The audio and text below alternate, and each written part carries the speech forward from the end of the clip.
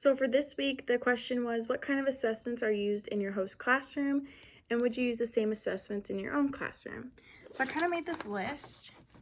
So in Miss Jane's classroom, she uses formative, she uses Prodigy, and she also uses 2-question quizzes.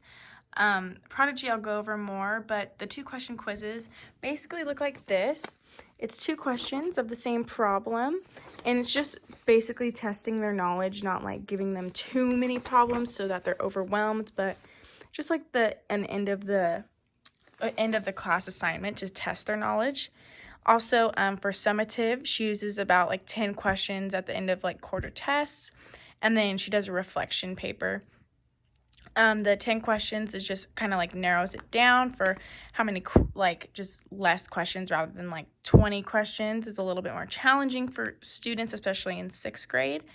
Also, reflection paper is basically what did they learn at the end of the lesson or the end of the quarter, and how can they describe what they learned and understood. And then I also put time tests.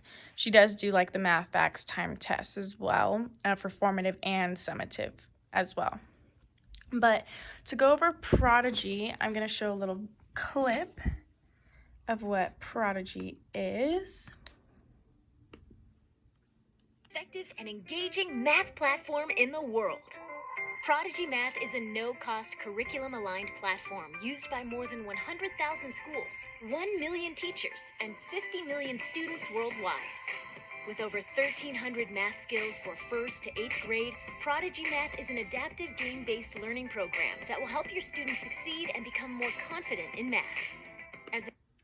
So that's just like a little short video of the clip. But Prodigy, basically, what Miss Jane does is she allows these students to go on Prodigy and go on the computer and their tablets and practice their math skills in whatever lesson they're learning for the quarter or the week. And it just helps them play games and kind of like reduce their anxiety and with math, and allows them to understand the content that they're learning. And also Miss Jane can track their learning and their understanding through Prodigy, which is also really helpful. And then, yeah, so then I kind of just wrote what I would do differently in the same right here. So for me, for formative, I would also use Prodigy just because I think it's like a good test anxiety reliever, but it's still like tracking their knowledge and understanding. So I would still use that. It's just a fun way to keep the students engaged as well.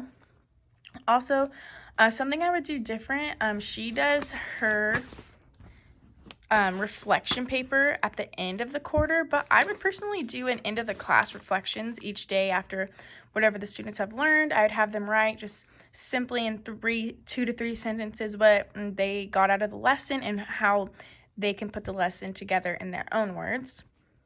And then for summative, I also put that I would do about like 10 question tests, just because a lot of kids get test anxiety, so I feel like limiting it to different, like just lower amount of questions helps them. I would also give them time to like look over the questions with their classmate, just as my Math 100 teacher does with these ones.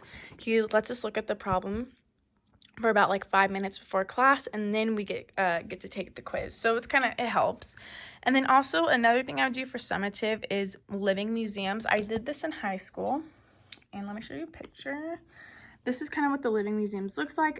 It's good for a lot of history classes, but I think that it would be good for anything. It's kind of like a wax museum, and students just, have fun with it. They get to play like a historical person and tell information, and that's how the teacher tests their knowledge. And it's just like a better way to get students engaged, and it's just like fun and like just it's challenging, but it's also fun and interactive. So those are the things that I would do, and some things I would change about my classroom compared to Miss Jane.